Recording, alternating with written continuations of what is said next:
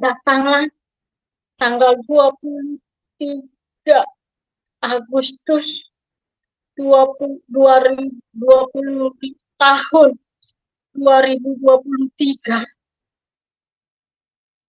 orang banyak ke rumah, ambil foto-fotoin rumah. Dia berkata, ibu, bapak, rumah dan kos-kosannya akan kami lelang. Saya dengar itu seperti sambar petir hati saya. Saya hanya diam, termenung. Saya lihat suami saya yang lagi sakit, gaung saya lihat mukanya. Karena suami saya juga nggak bisa berkata apa-apa. Saya bilang sama orang, Bapak, saya minta waktu 1 bulan saja. Karena saya percaya Tuhan akan bekerja untuk itu. Tapi tidak bisa. Karena memang eh, sudah melewati batas yang mereka berikan. Sudah 1 tahun tidak membayarnya. Benar-benar kamu tidak bisa membayarnya. Karena bukan uang sedikit. Cicilan kami begitu besar. Oh, utang kami juga begitu besar. Secara manusia itu mustahil ada orang yang mau menolong kami. Itu terbesar, besar bagi kami.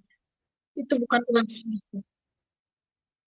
Lalu saya terus mengeluh, saya terus minta tolong sama orang itu, tetap tidak bisa. Akhirnya orang itu bilang sama saya, Ibu, saya akan berikan waktu hanya 1 minggu.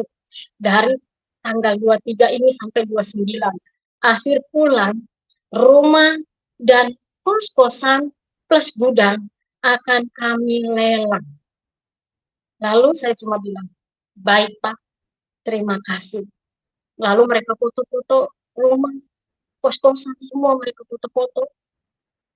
Lalu mereka pergi. Saya masuk ke kamar, saya menangis, saya berdoa. Lalu saya cerita sama teman. Saya cerita sama teman.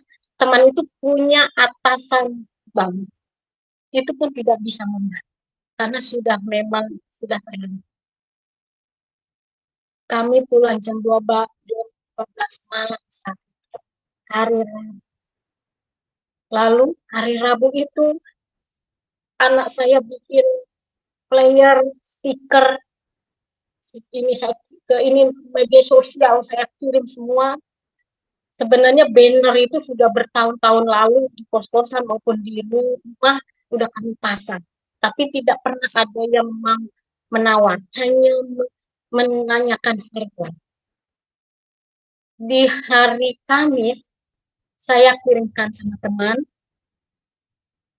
teman saya kirimkan itu, saya bilang tolong bantu, siapa tahu ada teman yang mau beli rumah atau kos-kosan saya. Lalu dia bilang gini, Ibu, Reni, nanti kita berdoa jam 7. Lalu kami berdoa sekeluarga dan pengurus itu. Beliau berkata gini, Bu Leni percaya sama Tuhan Yesus. Saya bilang, saya percaya banget. Rumah dan kos-kosan ibu tidak akan laku, tetapi akan laku dengan harga yang terbaik. Saya aminkan itu, saya berdoa.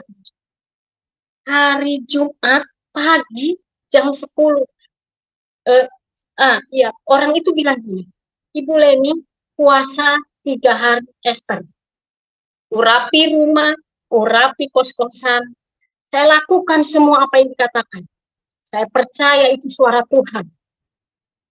Saya lakukan. Saya puasa. Saya menyembah terus sama Tuhan. Lalu hari Jumat jam 10 itu HP saya berdering terus. Bahkan orang ada yang bilang, Ibu tunggu, jangan jual dulu. Tunggu saya 30 menit lagi.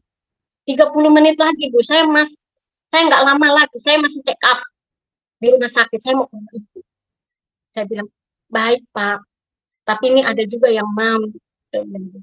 Terus ada satu lagi bilang, Ibu Leni, saya minta tunggu satu minggu. Saya bilang nggak bisa, Pak. 1 minggu nggak bisa. Ada lagi yang bilang satu datang lagi. Telepon lagi. 5 menit, Bu. Tunggu saya 5 menit. Harganya sekian.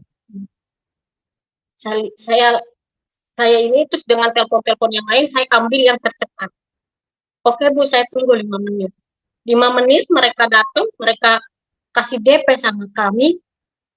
Terus saya telepon orang bank.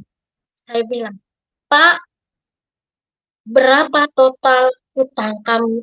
Kami akan lunasi. Saya mau ambil sertifikat kami.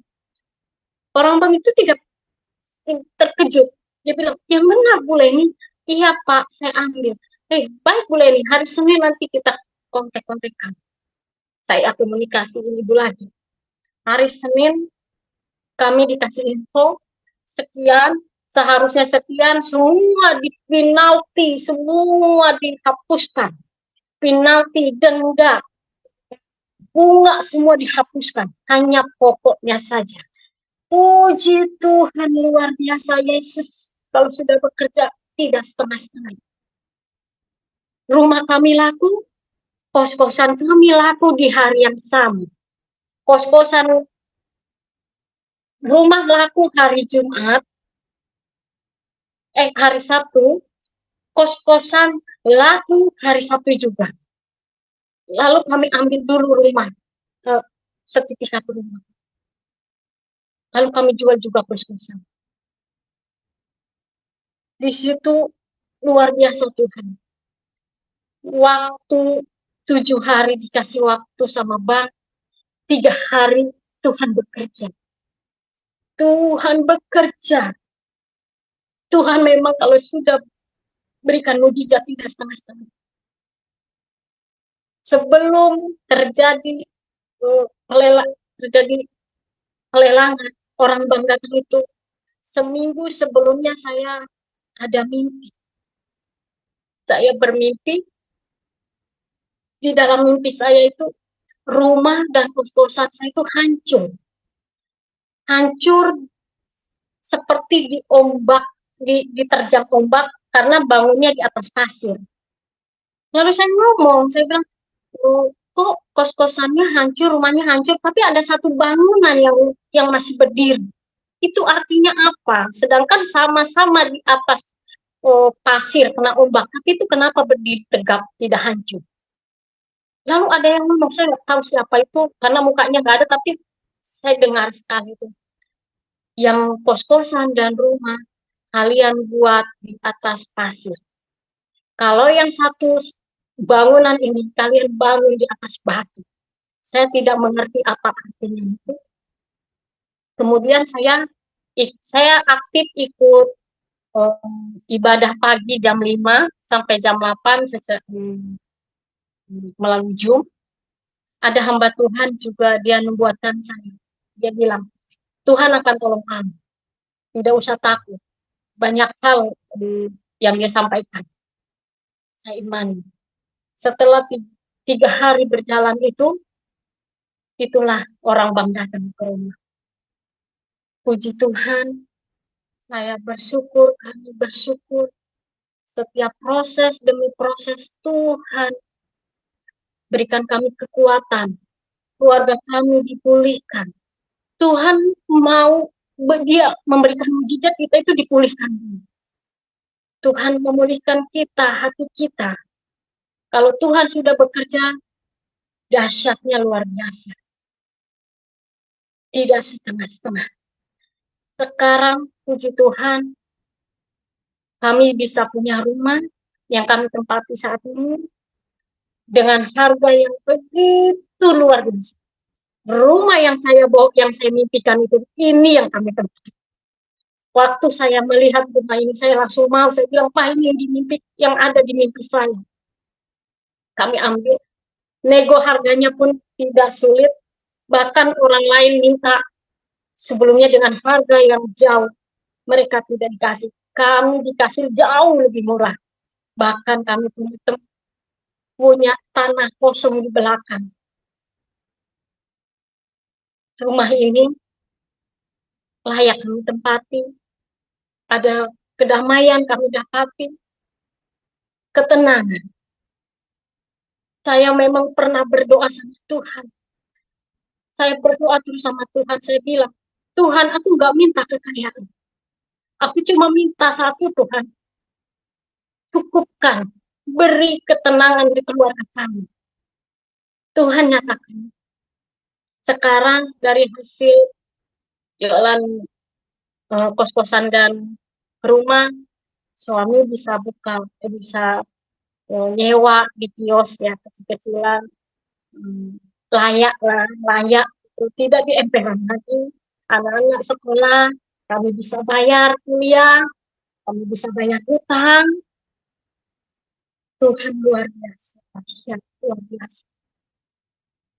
Saya nggak bisa berkata-kata lagi.